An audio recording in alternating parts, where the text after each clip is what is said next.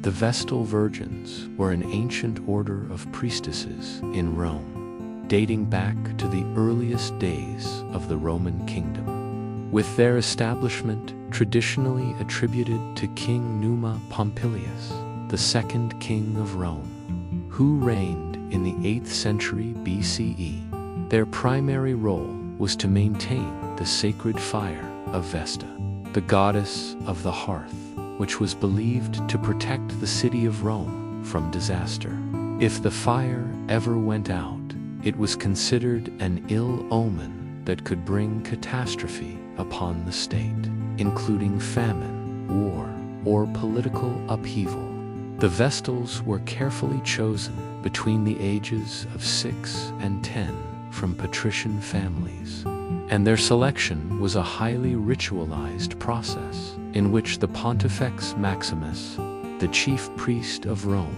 supervised the candidates and their families. Once selected, a Vestal Virgin was bound to serve for 30 years, divided into 3 decades: the first decade for training in ritual duties, the second for performing the sacred ceremonies, and the third for teaching and guiding newer Vestals. They were required to maintain absolute chastity during their service, as virginity was considered essential to their sacred role.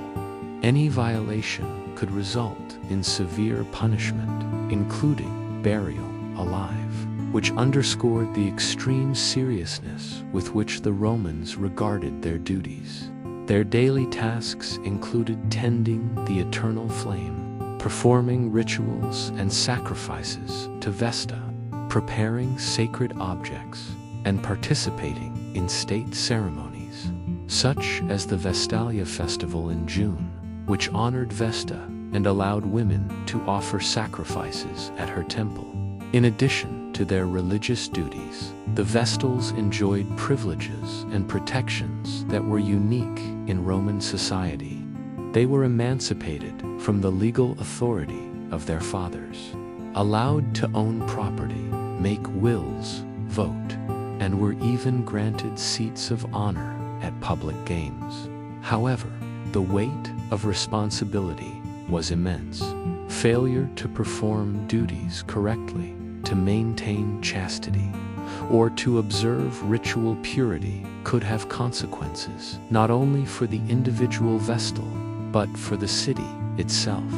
reinforcing the perception of their role as both sacred and politically significant. Their education encompassed memorizing prayers, learning complex rituals, understanding omens, and mastering the art of ceremonial decorum, ensuring that they could flawlessly execute their duties at all times. Vestal Virgins lived in the House of the Vestals within the Roman Forum, a complex that included living quarters, gardens, and workshops, where they were constantly under supervision, yet provided with comfort and safety, reflecting both their status and the importance of preserving ritual purity. Despite these protections, their lives were strictly regulated. They could not marry during their term, leave Rome without permission, or engage in any activity that could compromise their sacred vow of virginity. The Vestals' symbolism extended beyond religion. They were seen as embodiments of Rome itself, and their chastity, discipline, and unwavering service became a measure of the city's moral and spiritual health. The rigorous training and constant public scrutiny created an intense environment where devotion to duty was paramount, and personal desires were entirely subordinated to the sacred mission. The Vestal Virgins' prominence in Roman culture, law, and public life illustrates the intricate intersection between religion, politics, and social order, showing how the Romans used sacred institutions to reinforce civic stability and cultural identity.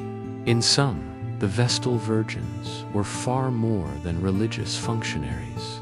They were pivotal to the spiritual and political life of Rome, their daily existence, a blend of ritual labor, symbolic representation, and societal expectation that underscored the centrality of religion in maintaining the Roman state.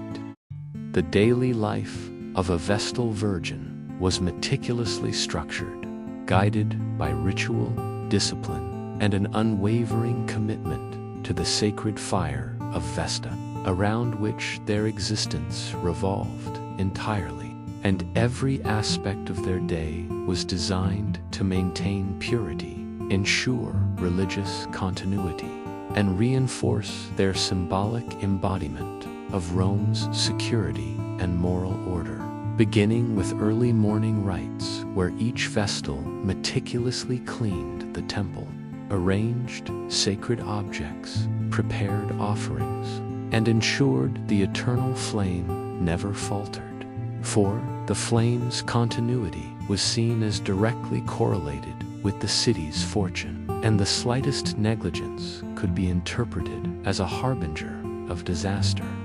which instilled a profound sense of responsibility and vigilance in every member of the order.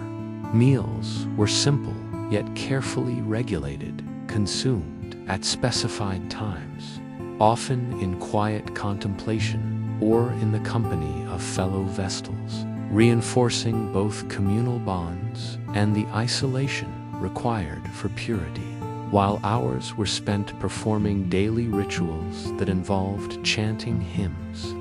reciting prayers, and preparing incense and other sacrificial items for ceremonies, all of which demanded intense memorization, precision, and a deep understanding of Roman religious traditions. And these tasks were punctuated by supervision and inspection by senior Vestals and the Pontifex Maximus, ensuring that every act conformed to centuries-old rites and that no breach of sacred protocol occurred. For even minor mistakes could undermine the spiritual safety of Rome, creating an environment where constant mindfulness and meticulous attention to detail were not only encouraged but essential. Beyond these ceremonial duties, Vestals engaged in more subtle functions, such as interpreting omens, assisting in state rituals where the presence of a Vestal conferred divine legitimacy,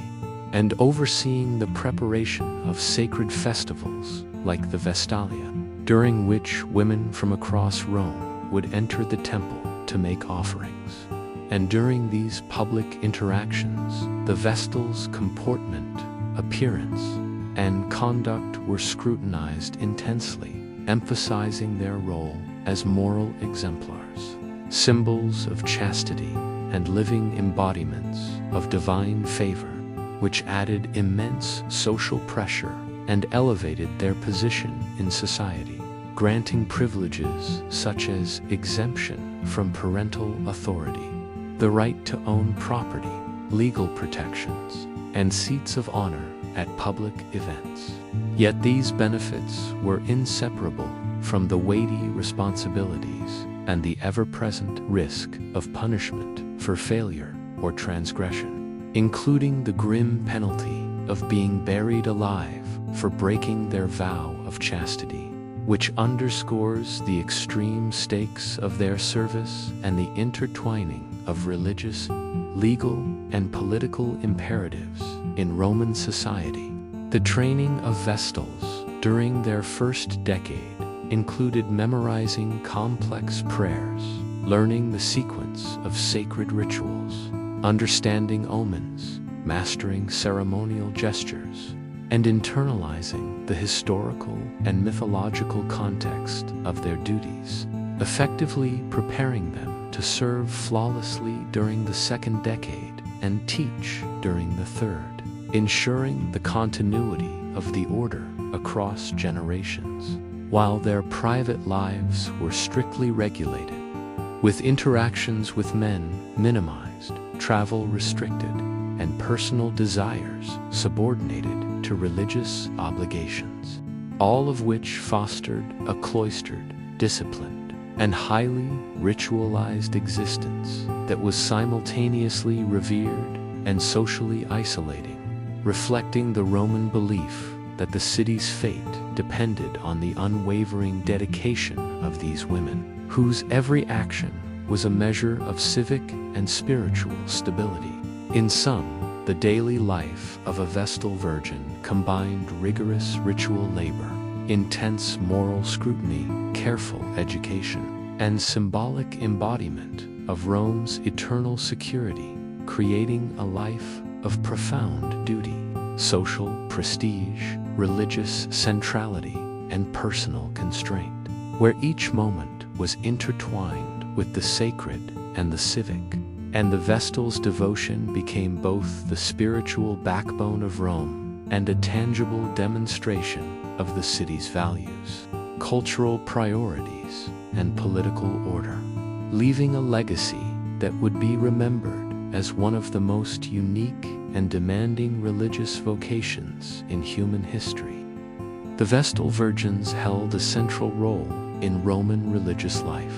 not only through their daily maintenance of the sacred fire, but also through participation in elaborate festivals, sacred ceremonies, and symbolic duties that reinforced their status as living embodiments of Rome's spiritual well-being, with one of the most important festivals being the Vestalia, celebrated annually from June 7th to June 15th. During which Roman women entered the Temple of Vesta to offer sacrifices, prayers, and gifts, while the Vestals themselves performed purifying rites, prepared sacred cakes known as molla salsa, and led processions that highlighted their unique role in maintaining the divine favor upon the city. And these events were meticulously choreographed, involving music,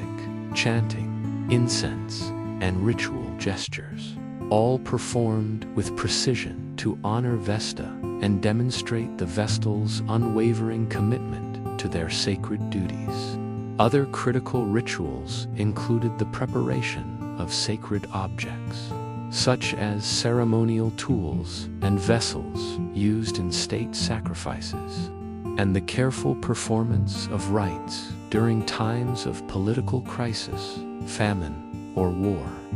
where the Vestal's presence and flawless ritual conduct were believed to ensure divine protection and guidance for Rome, making them not only religious functionaries but also symbols of civic continuity and stability.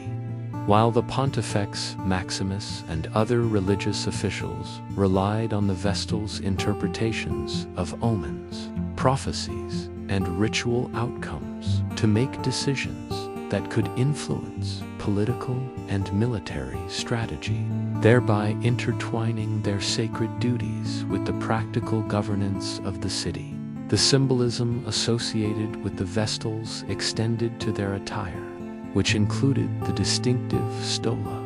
a white robe representing purity, and the suffabulum, a kind of veil or head covering, alongside elaborate braiding of hair into the intricate style called the infule, signifying both chastity and dedication while their living quarters. The house of the Vestals within the Roman Forum served as a constant reminder of their seclusion, devotion, and centrality to religious life, with gardens, workshops, and private chapels allowing them to perform daily rituals in a controlled, sacred environment, insulated from the distractions of ordinary life. The Vestals' vow of chastity, a cornerstone of their role, was seen as integral to the spiritual power they wielded, for their sexual purity was believed to directly influence the fate of the city, making them both revered and feared, as any violation could result in severe punishment and perceived divine retribution, which reinforced the cultural importance of morality, discipline, and obedience in Roman society, while simultaneously elevating the Vestals above ordinary citizens in terms of legal status, social privileges, and public honor,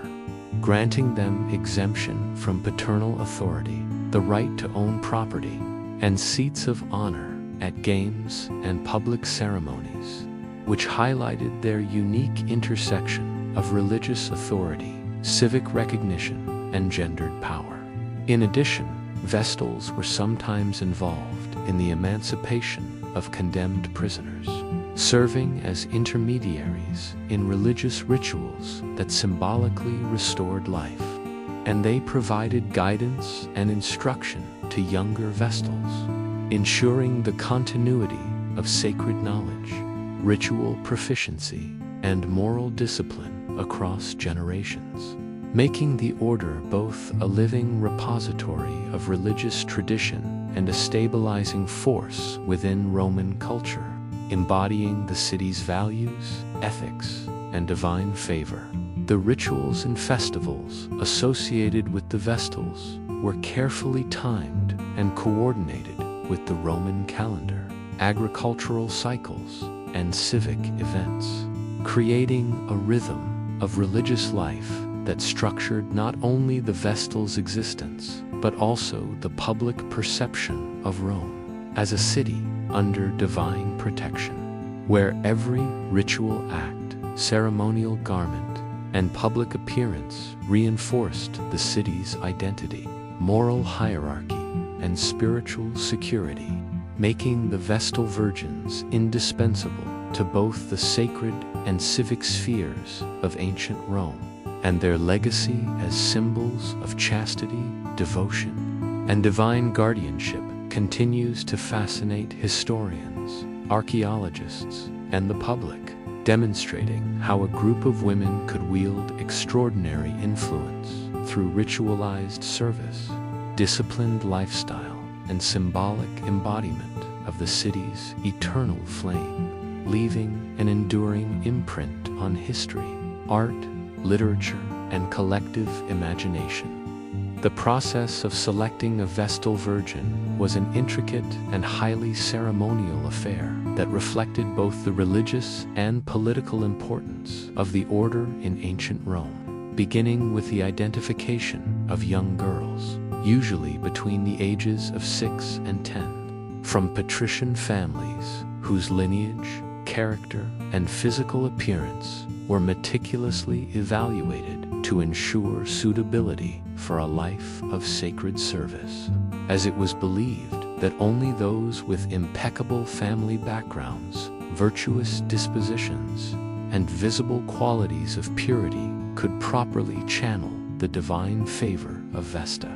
While candidates were presented before the Pontifex Maximus, the chief priest of Rome, who oversaw the entire selection process, conducted rituals, and performed augury to confirm the divine approval of each choice.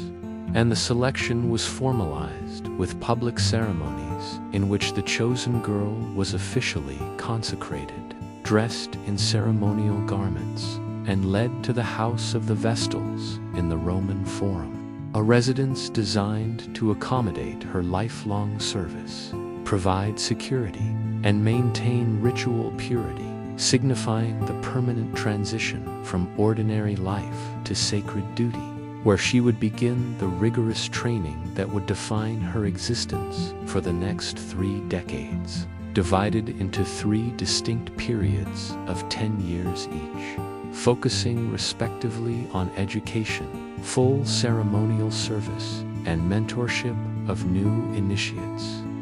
The training regimen was comprehensive and demanding, encompassing memorization of complex prayers, rituals, and chants, preparation of sacrificial offerings, understanding the timing and sequence of ceremonies, knowledge of omens, and mastery of ritual gestures, all of which required intense concentration, discipline, and dedication, as even a minor error could have spiritual or civic consequences for the city of Rome. With instructors being senior Vestals, who themselves were subject to rigorous oversight, ensuring that the sacred knowledge and procedural precision were transmitted without flaw, while daily routines were punctuated by cleaning and tending to the sacred fire, participation in state rituals, and constant supervision to maintain the sanctity of the temple and the moral integrity of the order, creating an environment that was simultaneously educational, spiritual, and socially isolating, designed to reinforce obedience, discipline, and an unwavering sense of duty. The vow of chastity, a cornerstone of the Vestal's service, was instilled from the moment of selection, taught as both a religious and civic obligation, representing the purity and moral authority necessary to protect Rome from divine punishment and misfortune, and this vow extended for the entire 30-year term, requiring complete sexual abstinence, avoidance of inappropriate contact with men, and strict adherence to ritual and moral codes, with any transgression considered not only a personal failing, but a threat to the city itself, punishable by severe and often lethal measures, including the infamous punishment of live burial for those who violated their vow, which reinforced the gravity of their commitment and the intertwined nature of religion, law, and social order. In Roman culture, while the Vestals were subject to intense restrictions,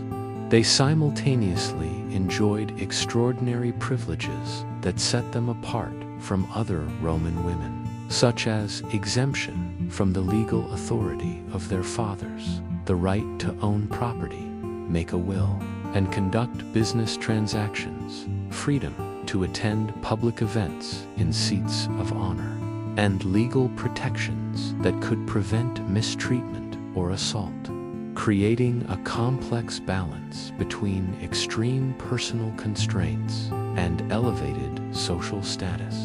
reflecting the Romans' belief that the sacred power vested in the Vestals was inseparable from moral discipline and societal responsibility, with their lives exemplifying the city's values of virtue,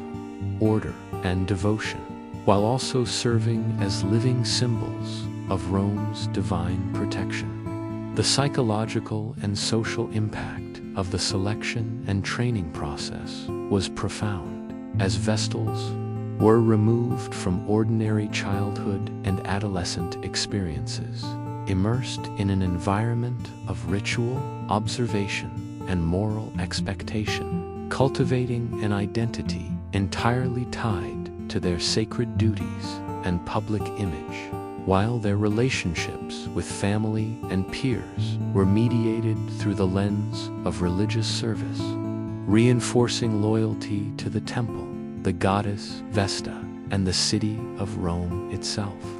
creating an ethos in which individual desires, personal freedom, and conventional social roles were subordinated to a higher spiritual and civic mission, and through this process, each Vestal became a disciplined, educated, and morally rigorous custodian of Rome's spiritual continuity, whose presence and service were essential to the functioning, stability, and perceived divine favor of the city, demonstrating how the intersection of religion, politics, and social hierarchy was operationalized through the rigorous selection, training, and lifelong commitment of these extraordinary women, leaving a legacy of devotion, discipline, and cultural significance that continues to fascinate modern scholars, historians, and the public alike, illustrating the enduring power of ritualized service, moral authority, and symbolic embodiment of civic ideals in shaping both individual lives and the collective destiny of one of history's greatest civilizations. The sacred fire of Vesta was the heart of the Vestal Virgins' existence, representing both the literal and symbolic center of Roman spiritual life, and tending it required extreme care, attention, and ritual expertise, as it was believed that the fire's continuity ensured the safety, prosperity, and divine favor of Rome, with the Vestals performing daily duties such as lighting, feeding, and monitoring the flame, using specialized tools, incense, and kindling prepared according to ritual standards that had been passed down for generations. While the act of tending the fire itself was a highly ceremonial process, including prayers, chants, and precise movements that reflected the sacred nature of the flame, and any lapse in vigilance could be interpreted as a sign of divine disfavor, placing both the Vestals and the city at spiritual risk, reinforcing the gravity of their responsibility and the meticulousness required for their service. In addition to tending the fire, the Vestals performed numerous ritual duties that encompassed the preparation and execution of state sacrifices, participation in festivals, and observance of complex ceremonial calendars, with responsibilities ranging from preparing the mola salsa, a salted cake used in offerings, to arranging sacred objects such as bowls, utensils, and ceremonial garb in ways that conformed to strict traditional specifications, ensuring that all rituals were executed flawlessly, while supervising assistants, novices, and attending priests during public ceremonies. They acted as both instructors and guarantors of ritual precision, mediating between divine expectations and human execution, and reinforcing the sense of order, discipline, and sanctity essential to Roman religion. The Vestals were also tasked with performing specific rites during moments of civic crisis, such as famine, plague, or war, when they would lead processions, conduct purification ceremonies, and offer prayers to Vesta and other deities to appease divine forces and restore balance to the city, with their actions viewed as a tangible demonstration of the gods' favor or disfavor, influencing both public perception and political decisions. While the integration of the Vestals into state affairs reflected the deeply intertwined nature of religion and governance in Rome, where spiritual authority was inseparable from civic power, and the Vestals' performance of ritual duties symbolized the moral and spiritual stability of the city, serving as a constant reminder of the sacred obligations that underpinned Roman identity. Daily routines required the Vestals to rise early, engage in temple cleaning, food preparation for offerings, recitation of prayers, tending of sacred objects, and maintenance of the fire, all within a controlled and supervised environment designed to minimize distraction, contamination, or moral lapses, while their attire, hair, and demeanor were governed by strict codes, symbolizing chastity, purity, and ritual propriety, reinforcing the visual and behavioral markers of their sacred status, which served both religious and social functions by reminding citizens of the Vestals' authority, the sanctity of their role, and the centrality of ritual observance to Rome's well-being. The ceremonial duties extended to participation in major festivals such as the Vestalia, Perilia, and rites associated with the founding of temples or important civic anniversaries, during which the Vestals led prayers, processions, and offerings that involved complex choreography, precise timing, and coordination with civic officials, while simultaneously overseeing the involvement of the citizenry mediating the interaction between the divine and the public, and ensuring that ritual purity was maintained in all aspects, highlighting the Vestal's role as both spiritual and civic intermediaries, whose presence was essential for the perceived legitimacy and success of public ceremonies, with their actions being recorded, observed, and referenced by historians, chroniclers, and poets as exemplary demonstrations of Roman virtue, discipline, and religious observance. The importance of these duties was amplified by the symbolic resonance of the sacred fire,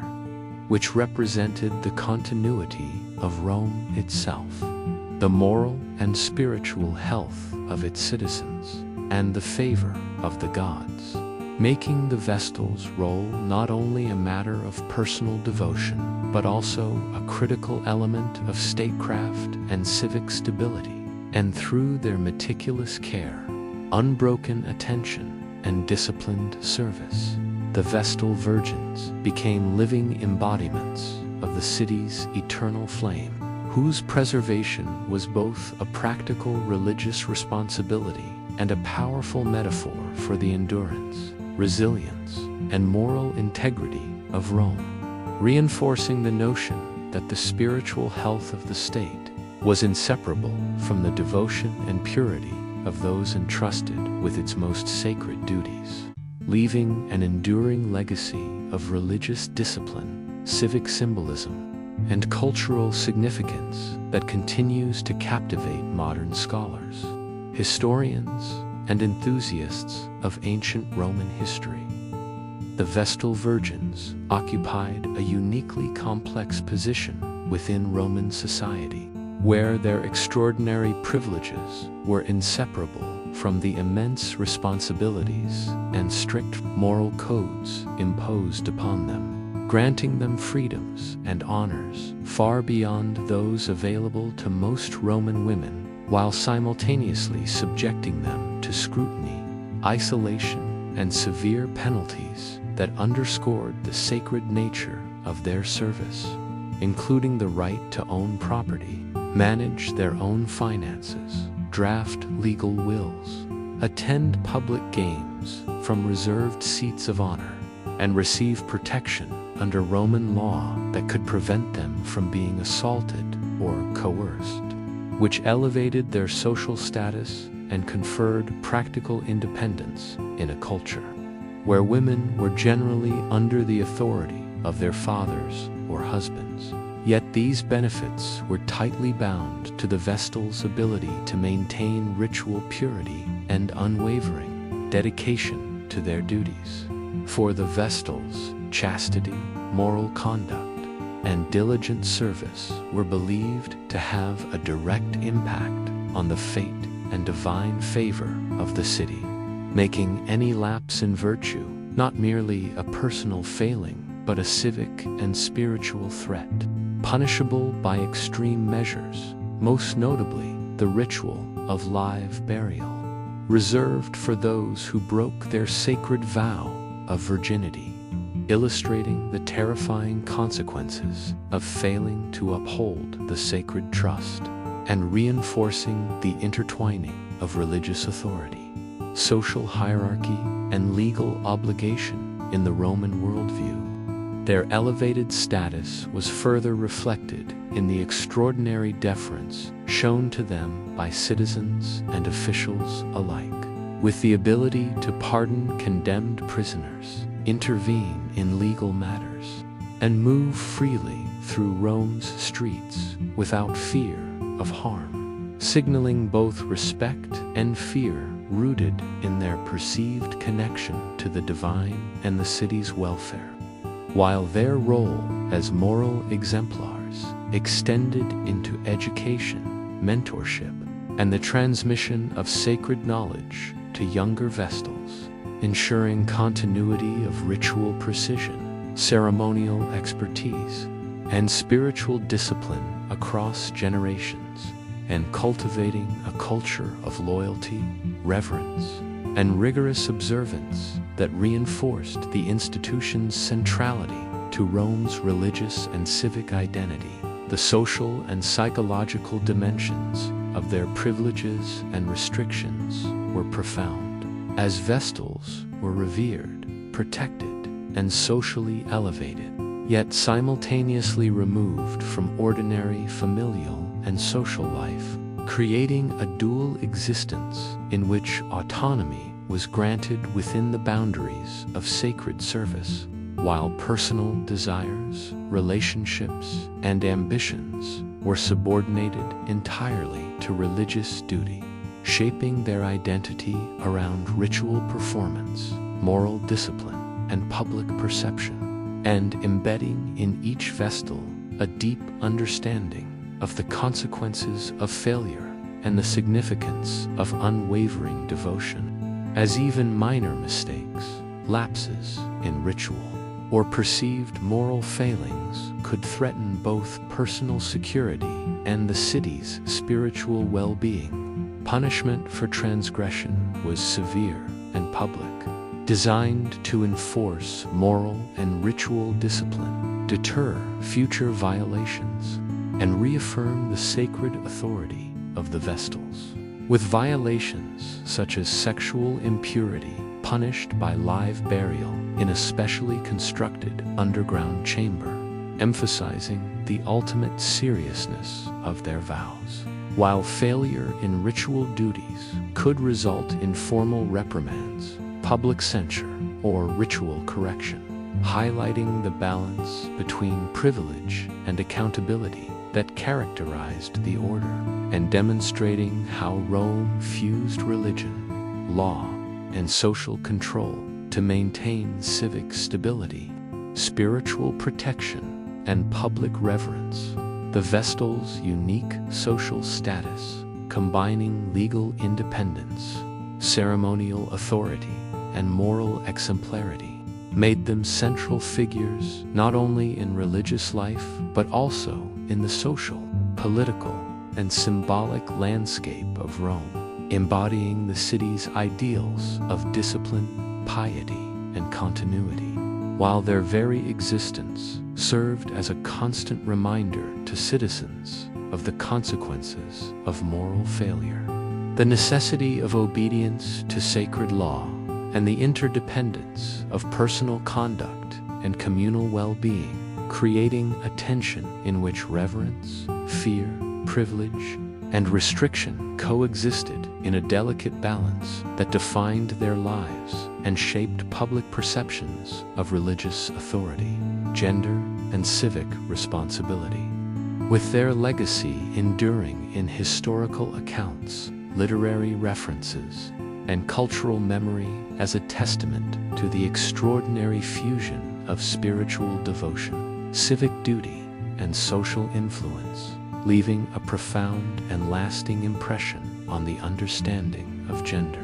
power, and religious practice in ancient Rome, illustrating how a highly disciplined, morally regulated, and socially elevated group of women could wield remarkable influence through the preservation of sacred ritual, the performance of ceremonial duties, and the embodiment of ideals that transcended the personal to protect and define the city itself. The House of the Vestals, or Atrium Vesta,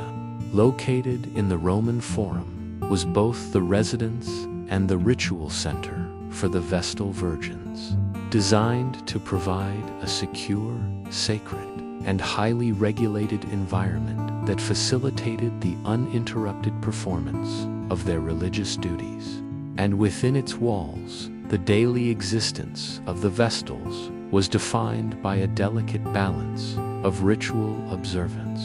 disciplined living, and communal interaction, with the architecture reflecting the importance of both privacy and ceremonial function, including living quarters for individual Vestals, common areas for instruction and supervision,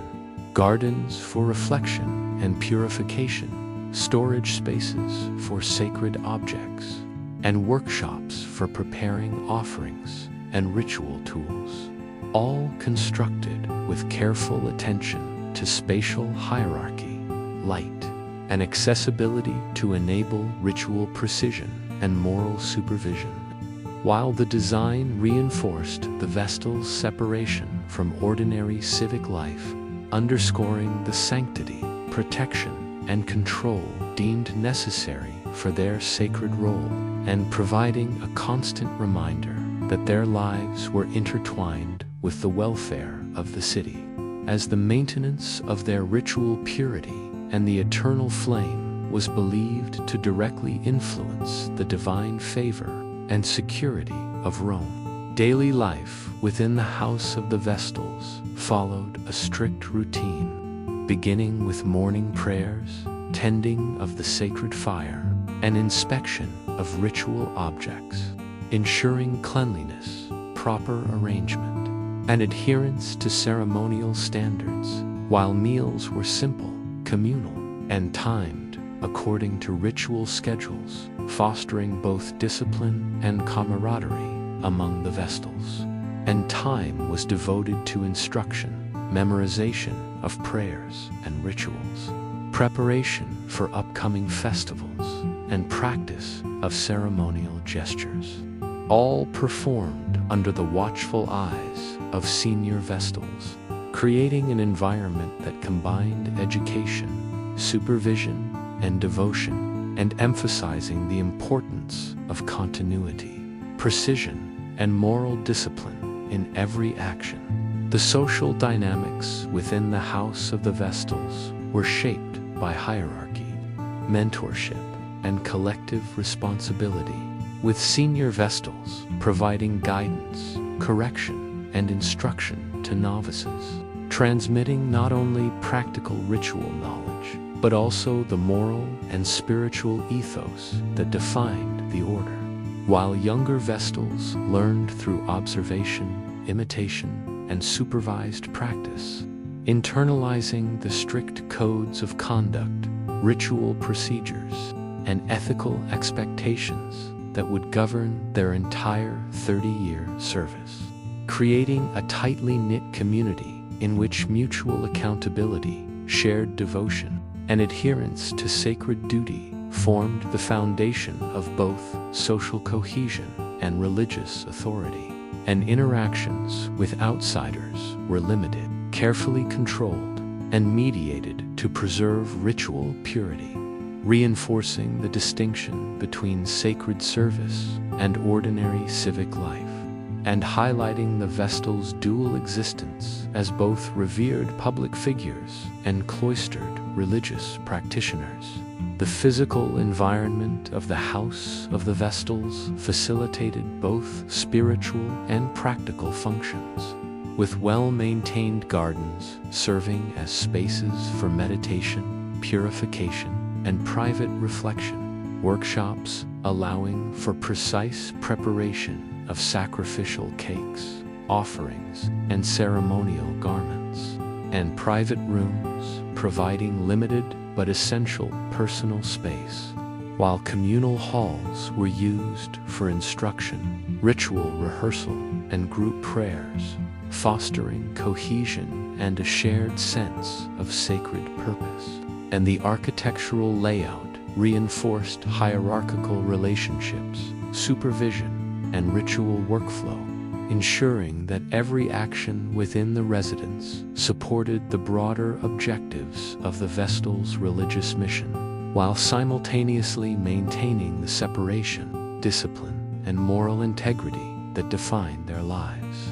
Living in the house of the Vestals was not without challenges, as the combination of strict schedules, intense scrutiny, limited personal freedom, isolation from ordinary family life, and the ever-present weight of responsibility created psychological and emotional demands, requiring resilience, focus, and devotion to sustain their long-term commitment, while the constant awareness that any lapse could have personal and civic consequences instilled a culture of vigilance, accountability, and moral rigor, reinforcing the perception that the Vestals were both physically and spiritually disciplined, morally elevated, and uniquely responsible for the city's divine favor. And this environment, simultaneously protective,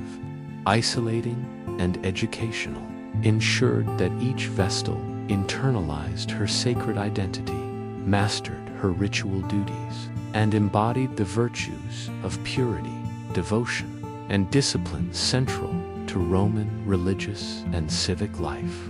The House of the Vestals also functioned as a locus of ceremony, preparation, and observation, with rituals being rehearsed, sacred objects stored, and preparations made for major festivals such as the Vesta. When the Vestal's duties extended outward into the public sphere, reinforcing the connection between their cloistered existence and the broader civic and spiritual life of Rome, while also serving as a tangible symbol of the integration of architecture, ritual, education, and social hierarchy in the maintenance of sacred authority, highlighting how physical space was harnessed to cultivate discipline, moral excellence, and ceremonial precision, and demonstrating the profound influence of environment on both individual behavior and collective religious efficacy,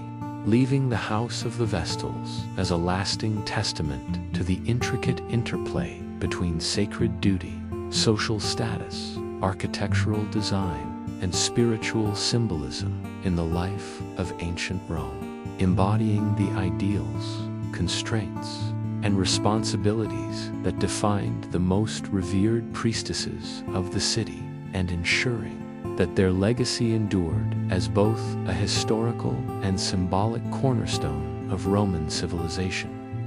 The daily existence of the Vestal Virgins revolved entirely around a meticulous schedule of rituals, responsibilities, and sacred observances, all designed to maintain the sanctity of the Temple of Vesta, preserve the eternal flame, and ensure that the city of Rome remained under divine protection, with the day typically beginning at dawn as the Vestals performed prayers, hymns, and purification rites before tending the sacred fire, checking the flame's consistency, and preparing offerings with exacting precision,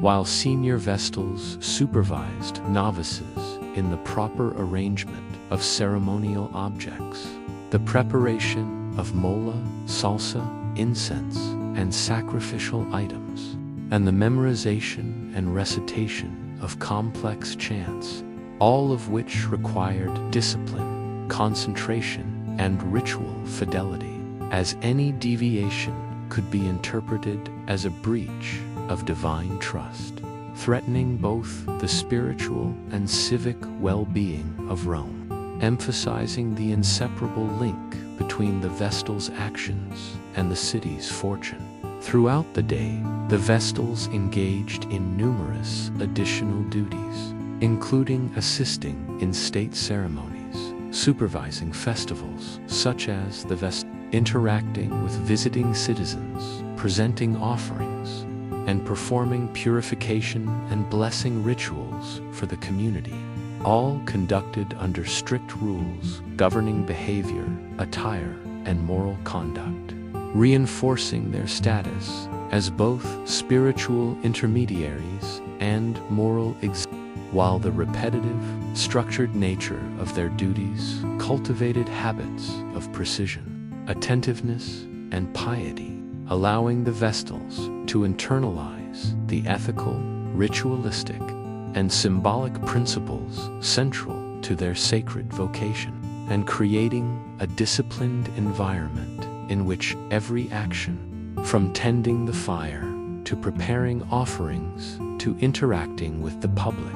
was imbued with spiritual significance and civic responsibility. The rituals themselves were complex, involving the careful handling of sacred tools, precise chanting of prayers, proper timing and sequence of ceremonial acts, and exact adherence to traditional methods passed down through generations, while festivals demanded additional preparation, rehearsal, and coordination with civic authorities, reflecting the Vestal's role as both religious functionaries and public symbols of divine favor, whose visible presence during public rites communicated the city's moral and spiritual stability to citizens and officials alike, and whose flawless performance reinforced Rome's cultural identity, religious legitimacy, and belief in the protective power of the gods, making each Vestal's daily duties critical not only for the temple, but for the broader social and political order,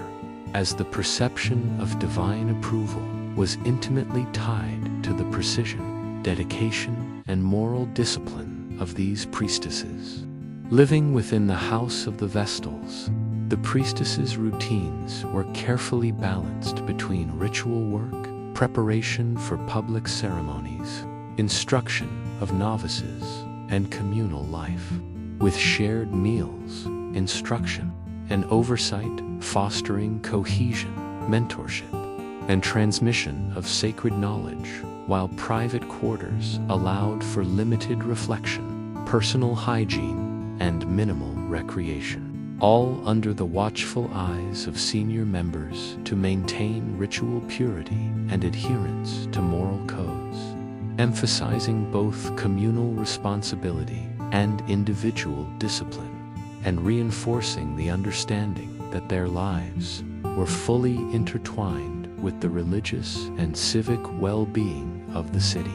As the success of every ritual, the proper tending of the flame, and the demonstration of moral virtue by each Vestal was seen as a tangible measure of Rome's divine favor. The weight of responsibility in daily life was magnified by the knowledge of the consequences for failure, as breaches of chastity, neglect of ritual duties, or errors in ceremonial acts could result in severe punishment, public censure, or even death, reinforcing the importance of constant vigilance, adherence to tradition, and moral fortitude, while also creating a heightened sense of purpose, discipline, and spiritual awareness that permeated every aspect of life,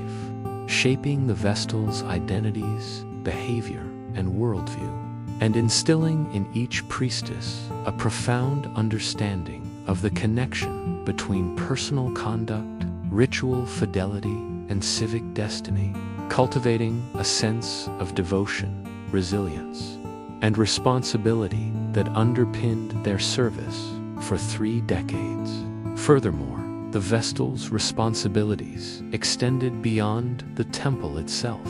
as they were called upon to participate in national and state religious observances, act as intermediaries in sacred ceremonies that influenced political decisions, and maintain a visible presence during public festivals, blessings, and purification rites, thereby bridging the private, cloistered life of the temple with the public, civic, and spiritual life of Rome, and demonstrating the essential role of ritual expertise, moral discipline, and symbolic authority in sustaining the religious and social framework of the city,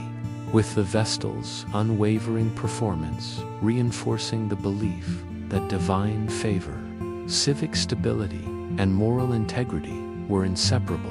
making their daily existence a continuous enactment of sacred duty, cultural values, and civic responsibility, leaving a legacy of devotion, ritual precision, and societal influence that has fascinated historians, archaeologists, and enthusiasts of Roman history for centuries, highlighting the profound interconnection between individual piety, communal ritual,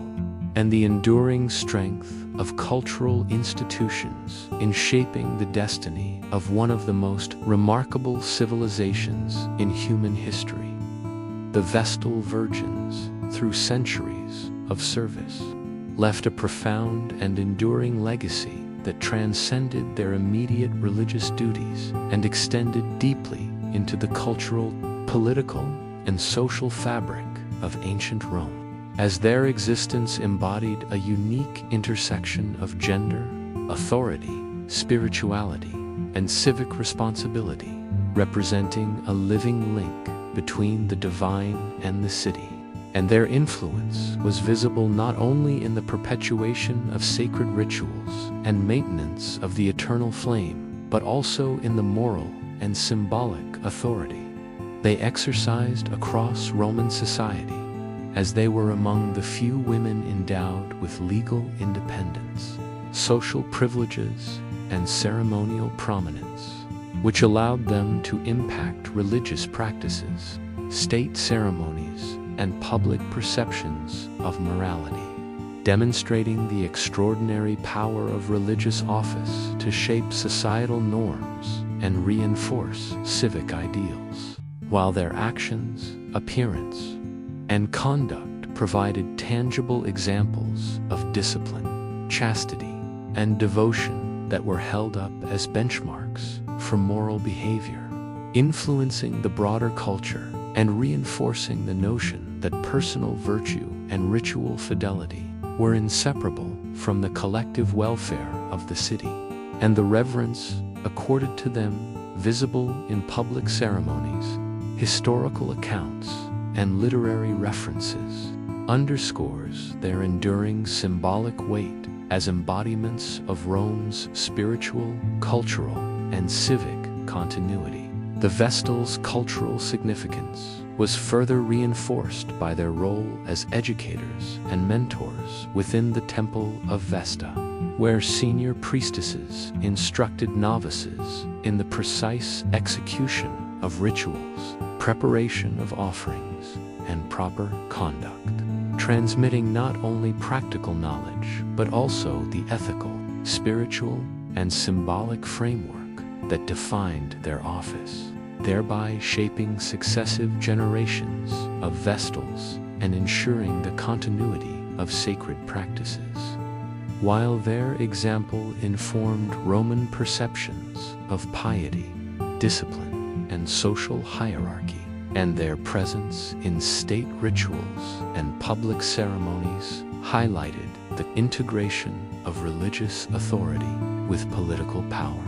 signaling that the favor of the gods, the legitimacy of the state, and the moral health of the citizenry were mutually reinforcing, with the Vestals serving as mediators, guarantors, and symbols of these intertwined dimensions, illustrating the intricate ways in which religious office could extend influence far beyond the confines of a temple, embedding moral, spiritual, and social ideals within the collective consciousness of a civilization. Politically, the Vestals' influence manifested in subtle but significant ways, as their involvement in rituals, festivals, and public ceremonies provided moral and symbolic endorsement for political leaders, military campaigns, and civic initiatives, and their perceived connection to divine favor lent authority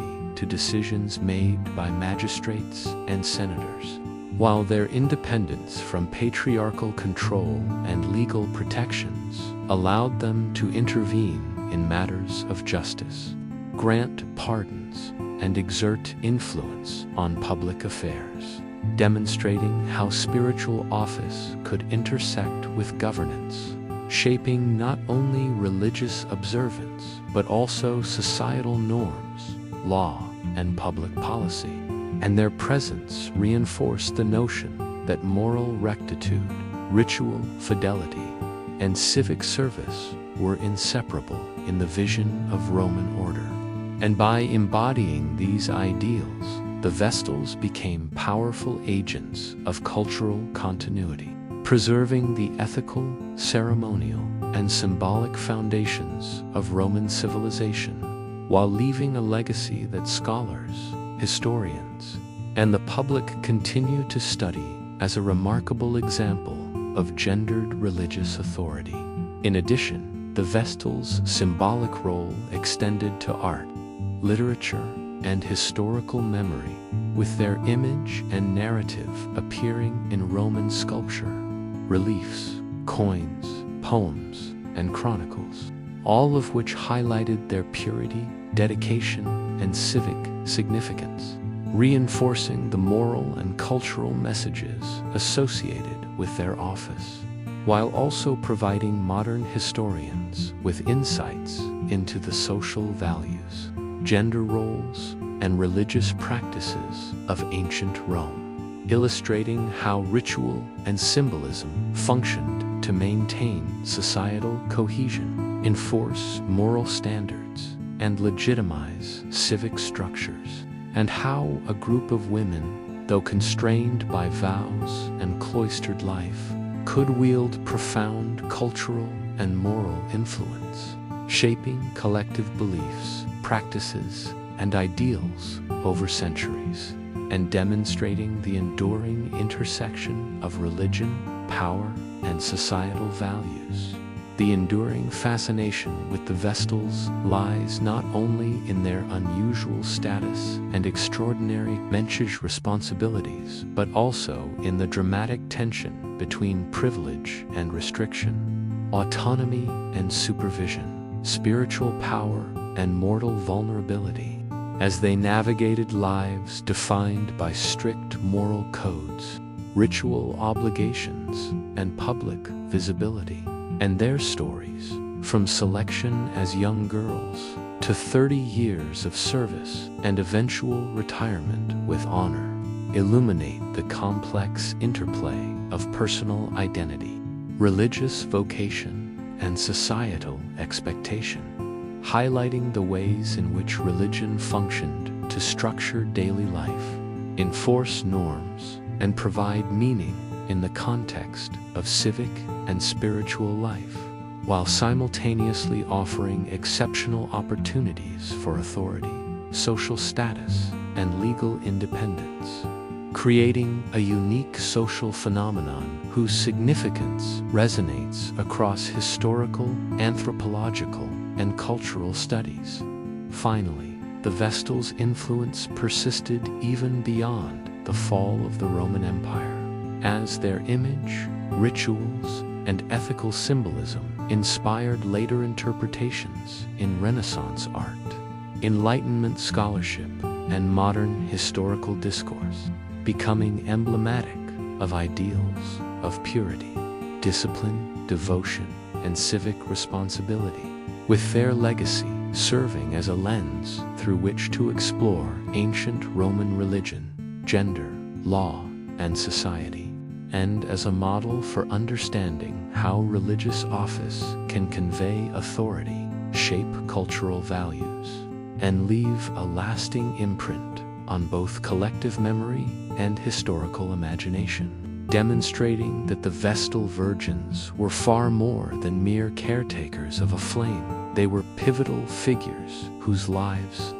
duties, and moral authority helped define the identity, stability, and continuity of one of history's greatest civilizations, whose symbolic and practical impact continues to resonate in the study of human culture, ritual, and social organization. The selection process for the Vestal Virgins was highly politically influenced and socially significant, marking the beginning of a lifelong commitment that would intertwine their personal identity with the sacred duties of Rome. As candidates were chosen from patrician families between the ages of 6 and 10, demonstrating both physical perfection and moral promise, and their selection was supervised by the Pontifex Maximus, the chief priest of Rome, whose endorsement ensured that the choice conformed to religious, ethical, and political standards, and once chosen, The young girls were formally inducted through a ceremony that involved purification rites, donning the distinctive attire of the Vestals, and swearing an oath of chastity and devotion, symbolically marking their transition from ordinary citizens to sacred intermediaries between the divine and the city, a transition that emphasized both their personal transformation and their civic importance, embedding within them the understanding that their individual conduct was inseparable from the spiritual well-being of Rome, and that the success of their duties would have lasting consequences for both themselves and the city. Following selection, the Vestals entered a rigorous and structured period of training, living within the house of the Vestals under the guidance of senior priestesses who served as mentors, instructors, and providing continuous oversight while transmitting the complex body of knowledge necessary for the performance of their sacred responsibilities,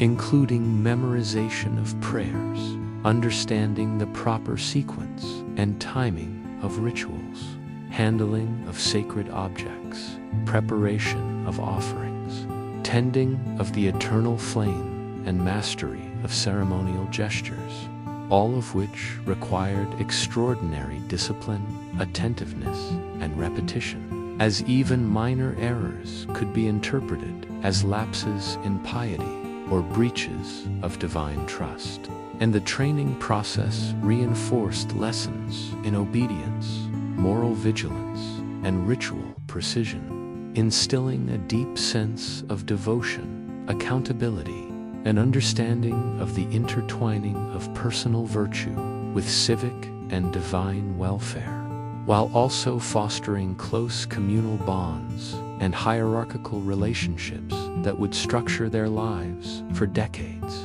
Early duties assigned to novice Vestals were carefully calibrated to develop competence, confidence, and familiarity with ritual practice, starting with observation of senior priestesses during daily rituals, assistance with preparation of offerings, maintenance of temple cleanliness, and participation in minor ceremonies, all of which allowed novices to internalize the routines, standards, and ethical expectations required of their order, and gradually increase responsibility as their skills, judgment, and ritual knowledge matured, creating a layered learning system that emphasized experiential learning, moral guidance, and progressive mastery, while also embedding a profound understanding of the consequences of error, the importance of discipline, and the value of communal accountability, reinforcing the idea that every action, no matter how small, carried both spiritual and civic weight, and that personal conduct was inseparable from the broader mission of safeguarding Rome's religious and moral fabric. The Vestals' training also included instruction in the symbolic, ethical, and civic significance of their office, emphasizing the historical legacy of their predecessors, the moral and spiritual expectations of Roman society, and the vital role of their service in maintaining the favor of the gods.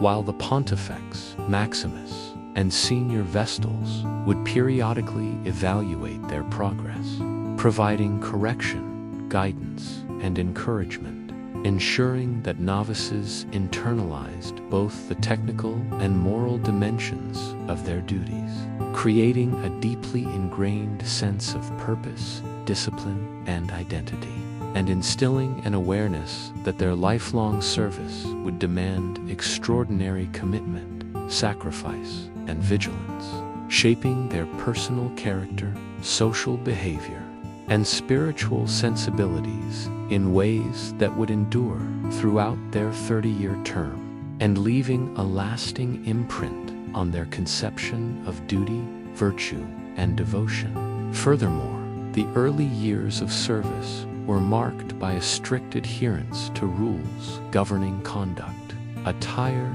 diet, and social interaction, as the Vestals were expected to embody moral perfection, ritual fidelity, and civic responsibility from the moment of their induction, and these constraints shaped their daily routines, interactions with others, and the development of self-discipline, creating a cloistered environment where spiritual growth, communal responsibility, and ritual precision were prioritized above personal desires or social freedom,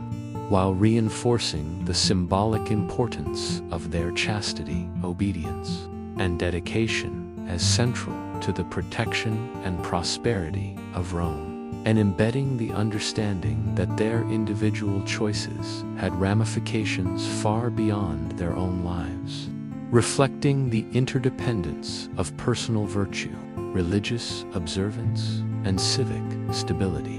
The mentorship system within the House of the Vestals was critical to shaping the novices' development, as senior priestesses modeled ritual expertise, moral integrity, and the nuances of ceremonial behavior, while providing feedback, correction, and encouragement, fostering an environment of continuous learning, accountability, and ethical reinforcement, which not only ensured the preservation of ritual standards, but also transmitted the cultural, ethical, and spiritual ethos that defined the order, reinforcing the interconnectedness of personal discipline, sacred duty, and societal well-being, and preparing the young Vestals for the responsibilities, pressures, and public visibility that would characterize their adult service, while cultivating resilience, attentiveness, and a profound sense of sacred purpose that would sustain them throughout their decades of dedicated service, leaving a lasting legacy of moral authority, ritual mastery, and cultural significance that resonated throughout the city, and which continues to captivate historians, scholars, and enthusiasts of Roman history to this day. This combination of selection, training, and early duties ensured that each Vestal emerged fully prepared to perform the complex, sacred, and socially significant roles expected of her, equipped with technical competence, ethical understanding, ritual discipline, and an awareness of her symbolic importance, while also embedding within her a lifelong sense of duty, vigilance, and spiritual responsibility, illustrating the remarkable integration of education, mentorship, ritual, and morality in the cultivation of one of the most revered religious offices in history, and demonstrating how the Roman religious system harnessed selection, training, and structured apprenticeship to produce priestesses capable of sustaining divine favor, reinforcing civic stability, and serving as moral exemplars whose lives, actions, and influence continue to provide invaluable insight into the functioning, values, and enduring legacy of ancient Roman civilization. As the Vestal Virgins progressed beyond their initial years of training and novice duties, they assumed more advanced responsibilities that were critical to the spiritual, social, and political life of Rome, with their daily routines now encompassing complex rituals, oversight of temple operations, participation in major public ceremonies, and the mentorship of newer priestesses, creating a layered system in which knowledge, experience, and spiritual authority were continuously transmitted within the order, and their involvement in high-profile civic events, including state sacrifices, festivals, and processions,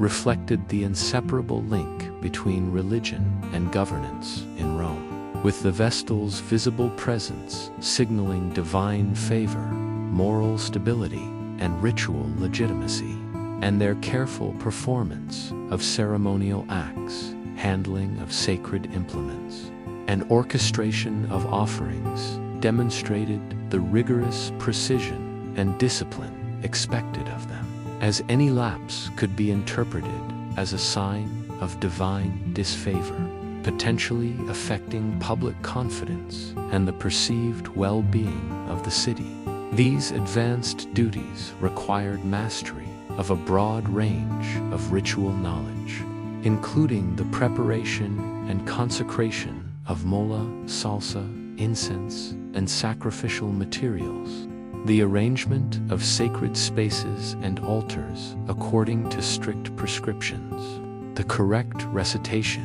of hymns and prayers at precise moments, and the coordination of multiple elements within public ceremonies, all conducted under the scrutiny of both senior Vestals and civic officials, reflecting the dual expectations of religious and social accountability, while simultaneously serving as educators and moral exemplars for the Roman populace, whose respect and admiration for the Vestals reinforced their authority and cultural influence, and demonstrated how the priestesses functioned as intermediaries between the divine and the civic realm, with their actions providing a tangible embodiment of Rome's spiritual and ethical ideals, illustrating how ritual performance, public visibility, and moral discipline combined to produce both religious efficacy and social cohesion. Participation in major festivals, including the Vestalia and other state-sanctioned celebrations, required meticulous preparation, rehearsal, and coordination, as Vestals were responsible not only for the ceremonial components, but also for ensuring that the symbolic meaning of each act was communicated effectively to observers, reinforcing public perceptions of divine favor, social order, and ethical conduct, while their actions during such events were deeply intertwined with political and military considerations, as magistrates, senators, and civic leaders relied on the moral and symbolic authority of the Vestals to legitimize initiatives, endorse campaigns, and provide spiritual sanction for public decisions, demonstrating the subtle yet profound ways in which religious office could influence governance, law, and societal norms, and how the Vestals' performance of sacred duties was inseparable from broader considerations of civic stability and cultural identity, highlighting the integrated nature of religion, politics, and morality in Roman life. Beyond ceremonial performance, advanced duties included administrative oversight within the Temple of Vesta, management of resources, supervision of temple staff, maintenance of sacred spaces, and the coordination of daily rituals, ensuring that both novice and senior Vestals adhered to prescribed standards, while the Pontifex Maximus retained ultimate authority to oversee compliance and ritual integrity, and the collective responsibilities reinforced hierarchical structures, mentorship roles, and accountability within the order, cultivating an environment of discipline, moral rectitude, and ritual fidelity, while instilling a sense of ownership and purpose among experienced priestesses who were expected to internalize, model, and transmit the ethical, spiritual, and procedural standards that defined their sacred vocation, ensuring continuity, stability, and cohesion in both practice and moral example, and reinforcing the interconnectedness of personal virtue, collective responsibility, and civic well-being. The Vestals' advanced service also entailed providing blessings, purifications, and moral guidance to citizens and officials, as their visibility and perceived spiritual power extended beyond the cloistered temple into the public sphere, allowing them to function as mediators, guarantors, and symbols of divine favor, whose presence was invoked in legal, political, and social contexts, including tribunals, trials, and civic deliberations. While their impartiality, moral authority, and ritual expertise were essential to maintaining public trust, reinforcing societal norms, and legitimizing civic procedures, demonstrating how the combination of spiritual office, ethical discipline, and ceremonial performance enabled women, within a strictly defined religious framework, to wield significant influence over the moral and civic life of Rome, and how their actions contributed directly to the perception of divine favor, social stability, and cultural cohesion, while also shaping the development of religious, legal,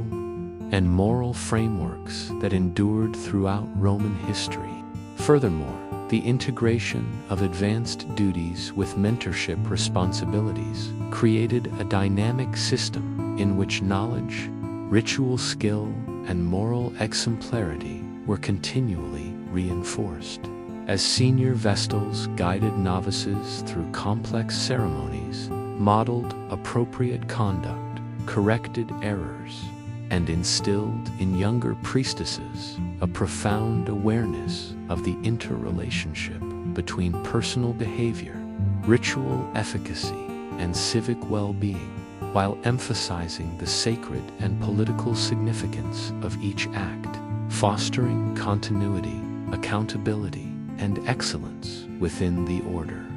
and demonstrating the enduring value of structured apprenticeship, moral guidance, and ritual expertise in sustaining religious authority, social cohesion, and cultural identity, illustrating how the Roman religious system combined technical training, ethical instruction,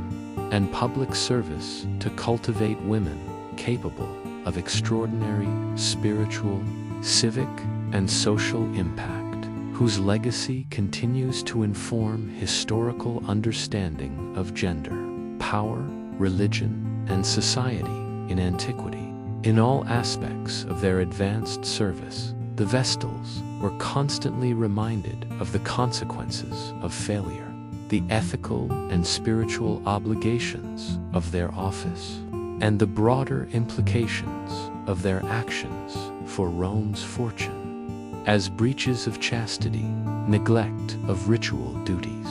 or lapses in ceremonial precision could trigger public scandal, divine disfavor, or harsh punishment, reinforcing the inseparability of personal conduct, moral discipline, and civic responsibility, and highlighting the profound weight of their sacred trust, which required decades of unwavering commitment, resilience, and attentiveness, while simultaneously cultivating a deep sense of purpose, identity, and historical continuity, ensuring that each priestess not only mastered her duties, but also internalized the values, rituals, and social significance that made the Vestal Virgins one of the most remarkable and enduring institutions in Roman civilization.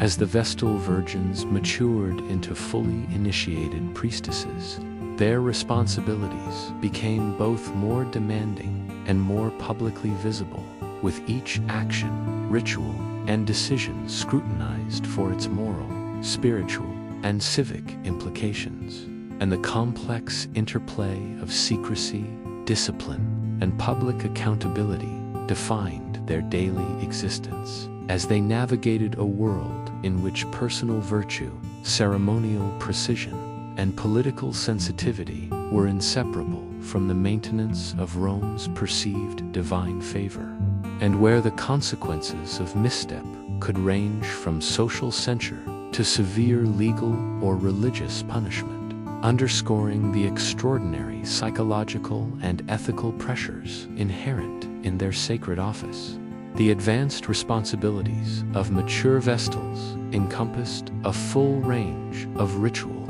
administrative, and mentoring duties, including the meticulous preparation and tending of the eternal flame, supervision of ceremonial spaces, orchestration of offerings, and leadership in state-sanctioned festivals such as the Vestalia, all of which demanded mastery of centuries-old liturgies, precise handling of sacred implements, and an unwavering adherence to ritual sequence and timing, while simultaneously overseeing the conduct and training of novice priestesses, ensuring the continuity of knowledge, discipline, and ethical standards,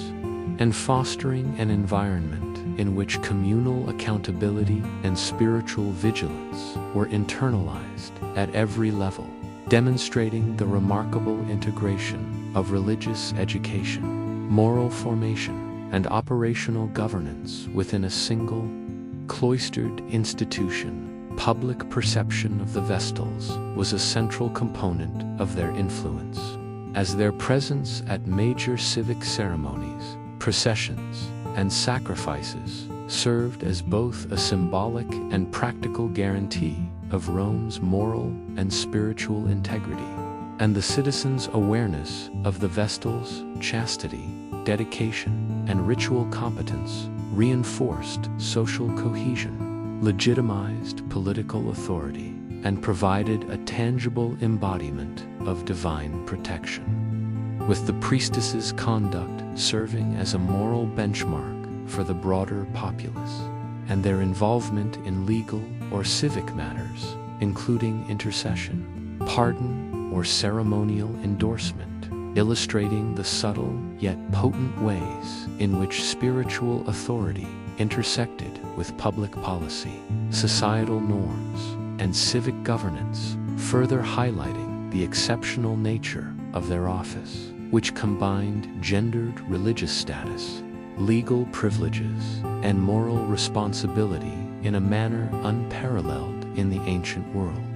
The psychological and ethical challenges of this stage were considerable, as the Vestals were required to maintain absolute moral integrity while navigating intense scrutiny, social isolation, and constant ceremonial obligations, with their daily lives governed by strict codes of conduct encompassing diet, dress, interaction with the public, and ritual discipline, and their ability to balance private reflection with public expectation was central to sustaining both personal resilience and institutional credibility, while the awareness that any deviation, intentional or accidental, could be interpreted as sacrilege or political vulnerability reinforced a heightened sense of vigilance, duty, and spiritual self-regulation, and cultivated an ethic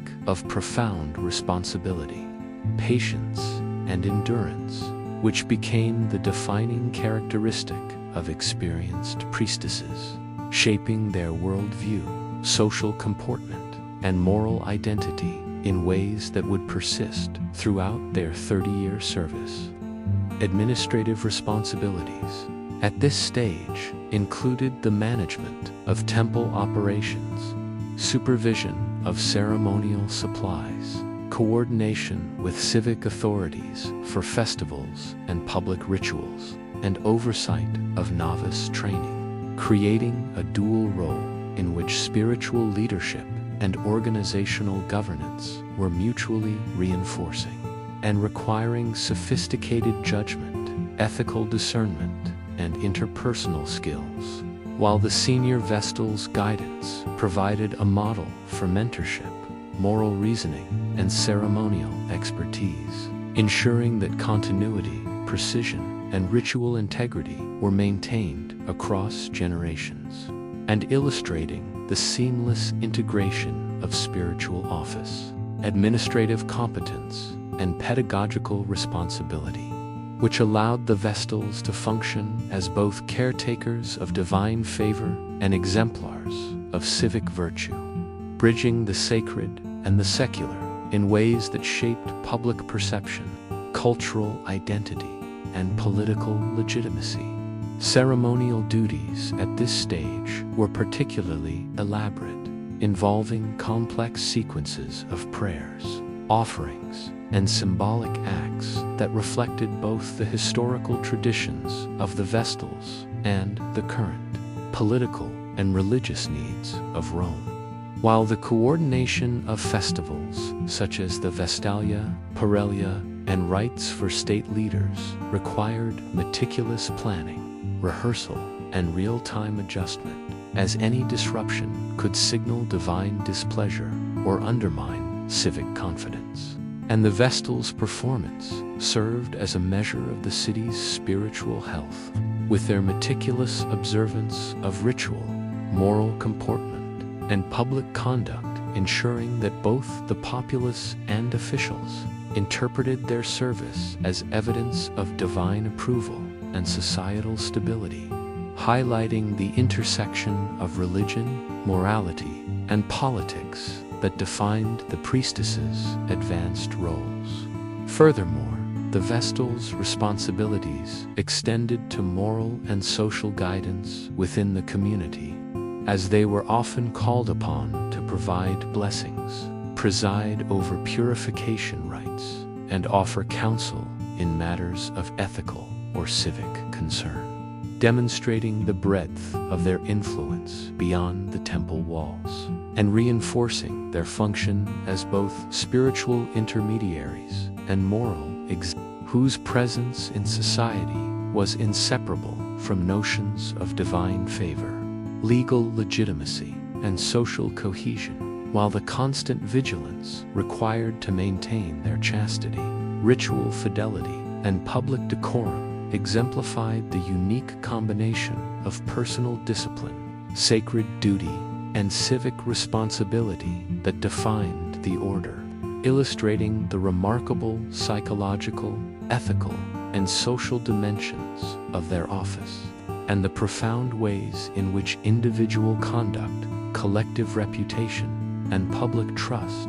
were intertwined in the maintenance of Rome's religious and moral order.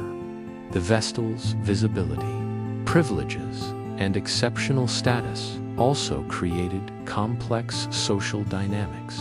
as they were simultaneously revered, observed, and envied, navigating relationships with political leaders, citizens, and fellow priestesses in a framework that demanded both deference and autonomy, while their ability to exercise influence through ritual endorsement, moral authority, and ceremonial intercession demonstrated the subtle but far-reaching ways in which women, operating within strict religious boundaries, could shape civic perception, reinforce societal norms, and participate in the moral and political discourse of Rome, illustrating the multifaceted nature of power, ritual, and social authority, and how the Vestals' unique combination of seclusion, visibility, and ethical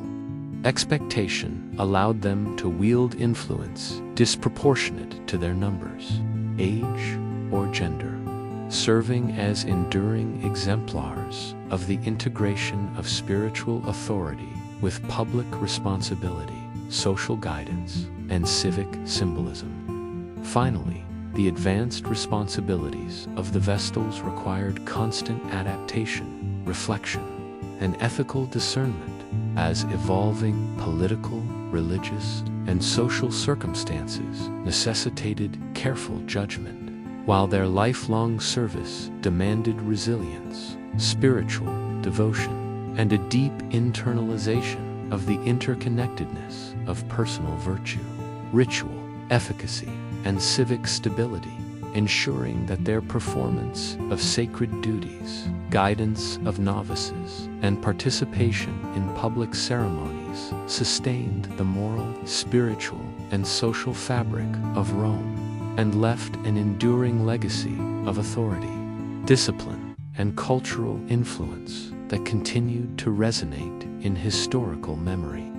illustrating how the Vestal Virgins, through decades of dedicated service, navigated extraordinary responsibilities, societal expectations, and moral challenges, while shaping the religious, ethical, and civic life of one of history's most powerful civilizations, and leaving a remarkable example of the profound interplay between sacred office, personal integrity, and public perception. The daily life of mature Vestal Virgins was a disciplined, highly structured existence in which ritual observance, civic duty, spiritual devotion, and moral vigilance were inextricably intertwined, creating a rhythm of activity that revolved around the maintenance of the eternal flame, the preparation and performance of ceremonies, and the careful oversight of both temple operations and the training of novices,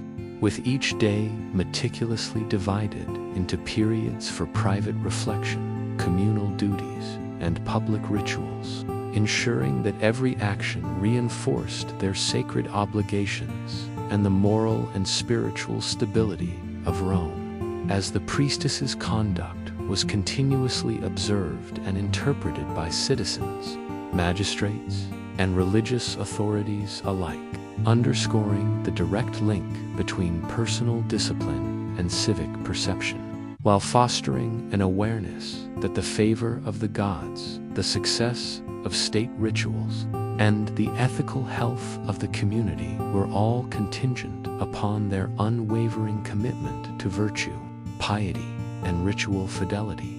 Mornings typically began at dawn, with the Vestals performing a series of purification rites, prayers, and invocations to honor Vesta and the household gods, carefully tending the sacred fire to ensure its continuous burning, preparing mala salsa, incense, and ceremonial implements with exacting precision, and coordinating offerings for domestic and state rituals, while simultaneously supervising novices in the replication of these practices, reinforcing both technical competence and ethical understanding,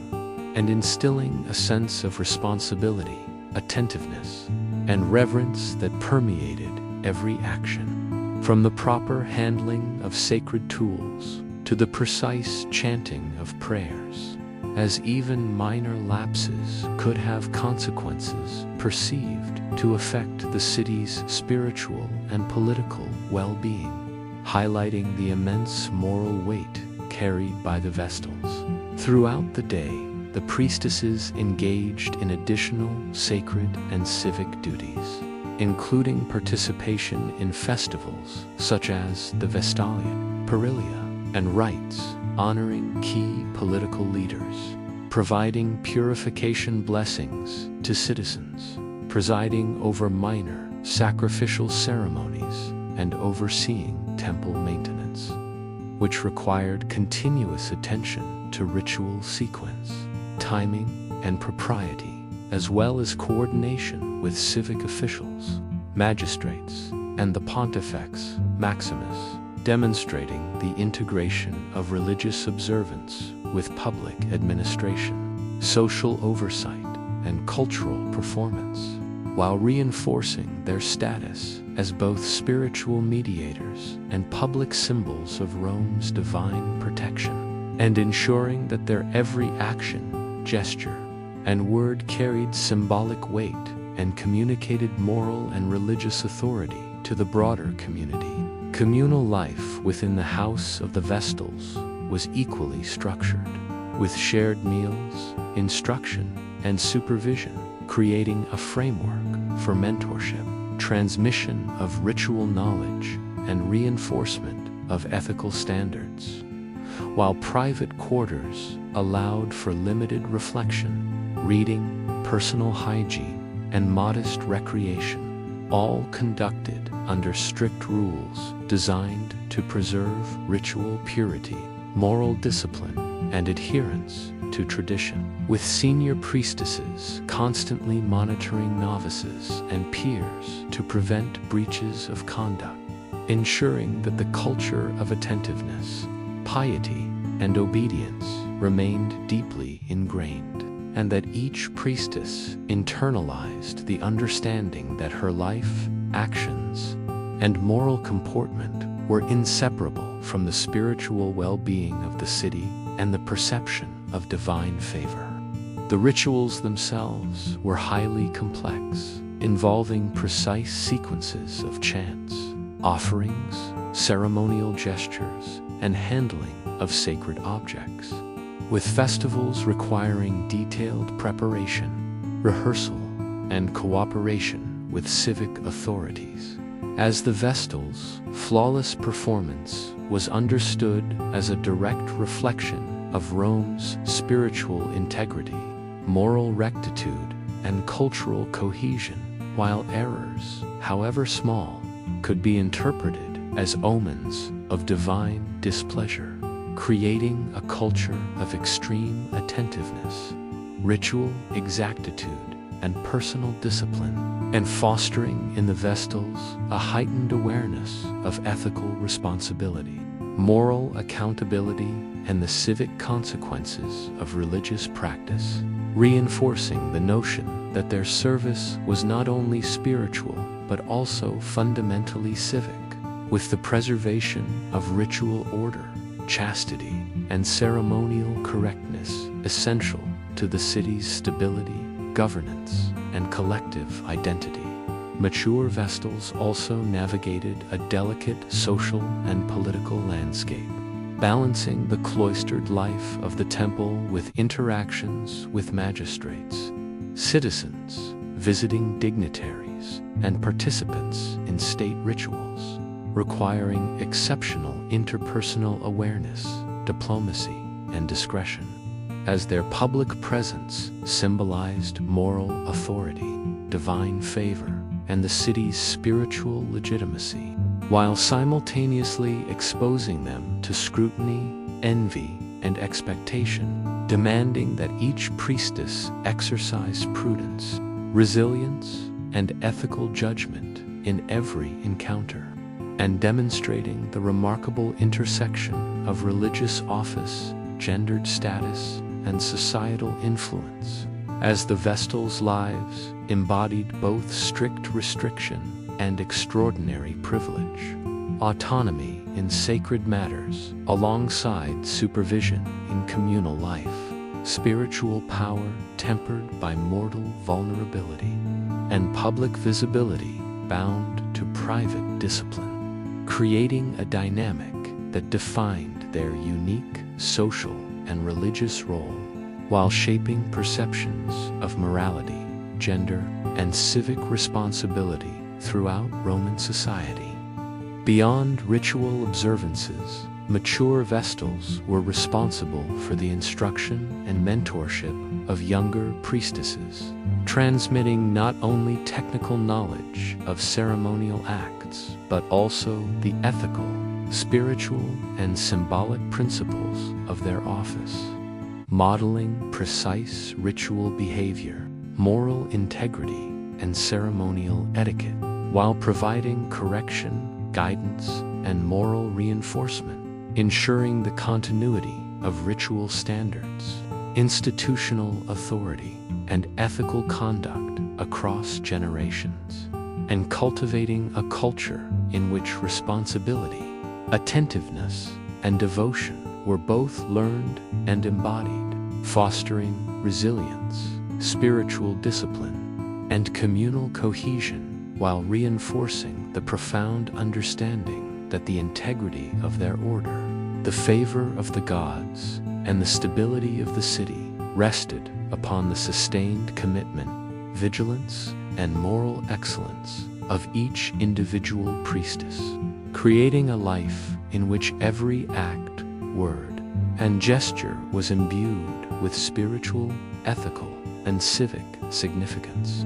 Finally, the daily existence of mature Vestals was defined by the interplay of continuity, ritual mastery, and civic symbolism as their unwavering service, disciplined routines, moral rectitude, and ceremonial competence sustained not only the eternal flame and the integrity of religious rites, but also the broader moral, cultural, and political fabric of Rome, illustrating the profound integration of spiritual devotion, public responsibility, and societal influence, and demonstrating how a cloistered, disciplined, and highly visible group of women could shape collective beliefs, enforce social norms, and embody the city's moral and spiritual aspirations, leaving a legacy of authority, devotion, and symbolic significance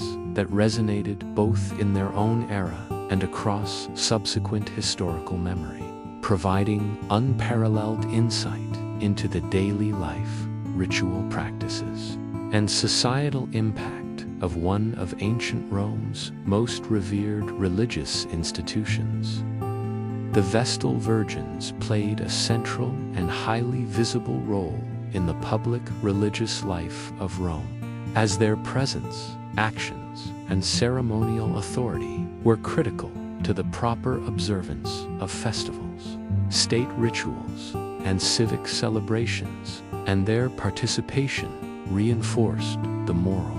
spiritual, and political cohesion of the city, with each festival representing a complex interplay of ritual precision, civic expectation, and symbolic meaning, and requiring careful preparation, coordination, and execution, as the Vestal's conduct was understood to reflect not only their personal virtue and devotion, but also the favor of the gods and the stability of Rome itself. And their involvement was visible in major events such as the Vestalia, Perelia, Ludi, Romani, and numerous other state-sponsored and seasonal rites, where they acted as mediators between the divine and mortal spheres, blessing the city, ensuring proper observances, and embodying moral and religious authority,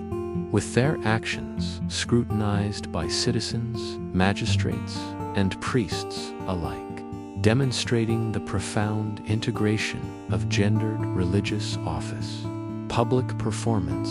and societal expectation, as their rituals were simultaneously sacred duties, civic displays, and public performances that communicated cultural values, ethical standards, and spiritual continuity to all who witnessed them. During the Vestalia, for example, the Vestals opened the inner sanctum of the Temple of Vesta to women, performed purification rites, and ensured offerings were properly consecrated, symbolizing the protection of households, the sanctity of domestic life, and the mediation of divine favor to families across Rome. While the meticulous care with which they carried out these duties reinforced the perception of moral purity, ritual expertise, and civic responsibility, as any deviation or error could be interpreted as an omen of divine displeasure,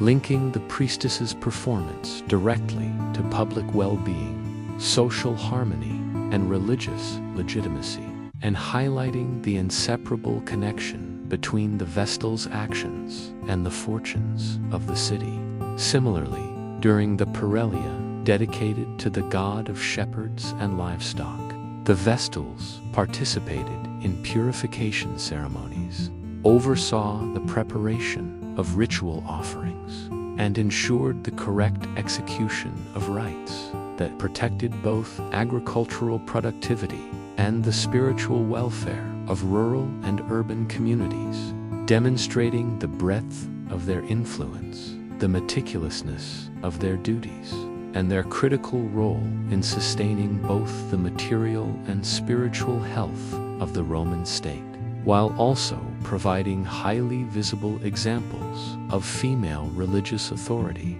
discipline, and ceremonial skill that communicated moral and civic ideals to the populace. The Vestal's engagement in ludi Romani, or Roman games, further illustrates their intersection of religion, politics, and social performance,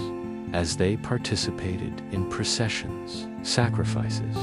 and ceremonial observances that honored Jupiter and other deities, publicly displaying the integration of sacred ritual with state authority, and signaling that the legitimacy of magistrates, military leaders, and civic policies was reinforced by religious endorsement, while their disciplined presence embodied the continuity of moral and spiritual values, contributing to a shared civic identity and cultural memory that linked divine favor with civic order, demonstrating that festivals were not merely celebratory occasions but deeply structured performances with moral,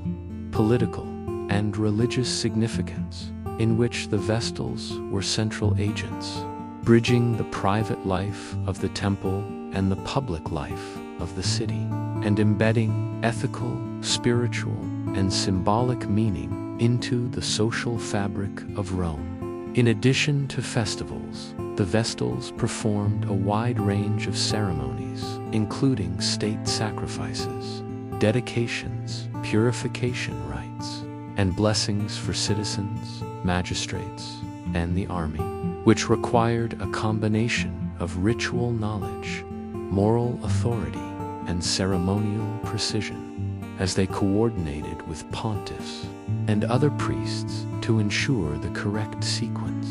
timing, and propriety of rites, while simultaneously managing temple operations, mentoring novices, and maintaining the eternal flame, creating a multi-layered responsibility that combined technical expertise, spiritual sensitivity, ethical oversight, and public visibility, and underscoring the perception that the success of these ceremonies, and by extension, the favor of the gods, was intimately connected to the discipline, attention, and moral virtue of the Vestals themselves. The public dimension of the Vestals' work also involved direct interaction with citizens, who sought blessings, purification, or advice, and whose participation in rituals reinforced the communal understanding of divine favor and civic morality, with the Vestals acting as intermediaries, guides, and modeling piety, discipline, and civic-mindedness, while maintaining the strict moral, ethical, and ceremonial standards required by their office, demonstrating that their influence extended far beyond the confines of the temple, shaping public perception, societal behavior, and civic cohesion, as each ritual, festival, or ceremony served both a spiritual and a social function, reinforcing norms, communicating cultural values, and legitimizing political authority, while simultaneously cementing the Vestals' status as moral and religious exemplars, whose conduct was inseparable from the well-being of the city, and whose disciplined engagement in public life embodied the integration of sacred duty, social expectation, and political symbolism that characterized Roman religion. Furthermore, festivals and ceremonies required intensive preparation and rehearsal, with senior Vestals instructing novices in correct ritual procedures, coordinating timing with civic officials, and ensuring that ceremonial objects, attire, and offerings met strict standards of purity, propriety, and symbolism, fostering a culture of mentorship, ethical reinforcement, and ritual mastery, while simultaneously emphasizing the stakes involved, as errors could be perceived as threats to divine favor, civic stability, or social cohesion, creating an environment in which precision, attentiveness, and moral rectitude were paramount, and highlighting the depth of training, commitment, and responsibility expected of every priestess, and reinforcing the understanding that each public performance was both a sacred duty and a civic act with wide-reaching consequences. In sum, the festivals, ceremonies, and public engagements of the Vestals were not merely religious observances, but highly codified, socially significant, and politically resonant performances in which moral authority, ritual expertise, civic responsibility, and spiritual devotion intersected, creating a visible, disciplined, and ethically guided embodiment of Rome's values, and demonstrating that the Vestals' lives, actions, and public presence were inseparable from the maintenance of social order, religious legitimacy, and civic identity, leaving a legacy of symbolic, cultural, and historical significance that continues to inform modern understanding of ancient Rome, gendered religious authority, and the integration of ritual, morality, and public life. The life of a Vestal Virgin, while privileged and revered, was marked by strict constraints, immense responsibilities, and constant scrutiny, as their sacred office demanded moral perfection, ritual precision, and unwavering discipline, placing them under intense social, spiritual, and legal expectations from the moment of their selection until the end of their 30-year term, and any failure, whether in chastity, ritual observance, or conduct carried severe consequences that reinforced the seriousness of their role, as the Vestals were bound by a vow of chastity, required to maintain the eternal flame without interruption, and obligated to perform intricate ceremonies and public duties under the watchful eyes of both religious authorities and Roman citizens, creating a life in which personal freedom was subordinate to spiritual duty and civic symbolism, and where even minor lapses could be interpreted as omens of divine displeasure affecting the entire city, emphasizing the intertwined fates of the priestesses and the Roman state. This environment imposed both psychological and social pressures, as Vestals had to navigate the challenges of isolation from ordinary female life, the limitation of personal relationships, the avoidance of political entanglement, and the constant awareness that any rumor, accusation, or error could lead to public censure, loss of privileges, or, in extreme cases, execution, as the law dictated strict penalties for violations of chastity, including burial alive for severe breaches, which underscored the severity of their moral obligations, heightened their sense of vigilance, and shaped their behavior, social interactions, and self-perception, while simultaneously granting them legal independence, unique authority, and social prestige that contrasted with the limitations placed on other Roman women. In addition to sexual purity, the Vestals were held to exacting standards in ritual knowledge, ceremonial performance, and public decorum, requiring constant study, rehearsal, and ethical discipline to ensure the flawless execution of sacrifices, offerings, and festivals, and to maintain the symbolic power of their office, as errors in ritual could be interpreted as divine disfavor, jeopardizing both civic welfare and personal standing, and creating a perpetual tension between the autonomy and responsibility inherent in their role, as they wielded authority, performed sacred functions, and influenced public perception while remaining bound by the strict moral and ceremonial codes imposed by tradition and law, demonstrating how religious office simultaneously empowered and constrained their lives, Moreover, the Vestal's long-term service necessitated the careful management of both communal and personal obligations, as living in the house of the Vestals meant constant proximity to other priestesses, hierarchical oversight by senior members, and immersion in a cloistered environment that fostered mentorship, ritual proficiency, and moral accountability, while limiting private pursuits and personal expression, and reinforcing the collective ethos of duty, purity, and devotion that defined their order, shaping their character, worldview, and resilience, and creating an intense sense of purpose, ethical responsibility, and shared obligation that both supported and constrained each priestess. The moral and social expectations extended beyond the temple, as Vestals were public figures whose conduct reflected the spiritual and civic well-being of Rome, meaning that their appearance, demeanor, interactions with citizens, and participation in public rituals were constantly observed and judged, and any perceived lapse could have political, religious, or social repercussions, heightening the stakes of every action, instilling habits of vigilance, propriety, and ethical sensitivity, and reinforcing the inseparable link between personal virtue,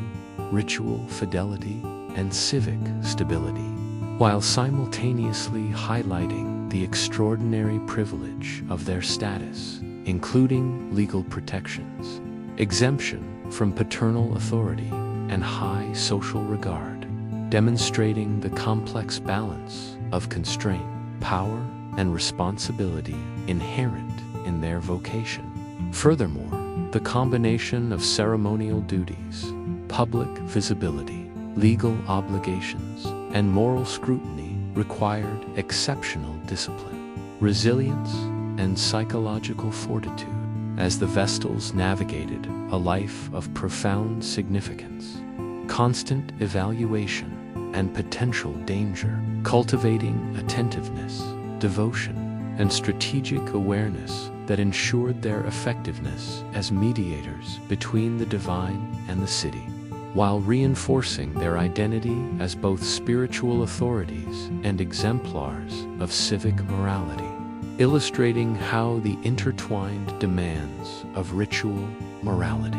and social expectation defined every aspect of their existence, and shaped a unique religious and cultural phenomenon whose historical and symbolic significance continues to resonate in the study of Roman society. Gendered authority and the ethics of sacred office